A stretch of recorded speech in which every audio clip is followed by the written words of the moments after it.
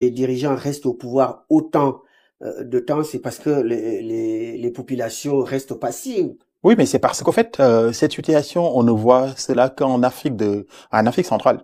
C'est en Afrique centrale qu'on ne voit que ça ne bouge pas. Depuis 1960, ils n'arrivent pas à organiser des élections libres et transparentes. C'est parce que aussi, il y a aussi les effets de la colonisation. Alors, la colonisation, on les a tellement divisés, ces pays de l'Afrique centrale, ce qui fait que c'est difficile de créer ce qu'on appelle l'idéal des nations. Nous, au Sénégal, on a cette chance, c'est-à-dire que il y a un héritage que les ancêtres nous ont laissé. Non seulement s'il y a une population dominante comme les Wolofs ne sont pas des suprémacistes Mhm. vis-à-vis des Sérères. Les Wolofs ne sont pas Les autres. suprémacistes, les Diola, etc.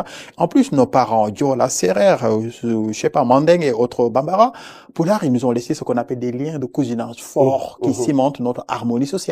Par contre, dans ces pays, c'est pas le cas. Certains étaient de l'Empire du Congo, les autres étaient c'est-à-dire d'autres empires, ce qui font que, alors, il y a ce morcellement depuis la conférence de Berlin de 1884, 1885, fait que ces pays-là, ils ont du mal à créer ce qu'on appelle l'idéal de nation. C'est-à-dire que vous allez au Cameroun, vous dites que oui, les Bamis sont mieux. Oui, mais non, les Bamis, si vous les mettez au pouvoir, ils aiment trop déjà, ils contrôlent économiquement le Mhm. pays.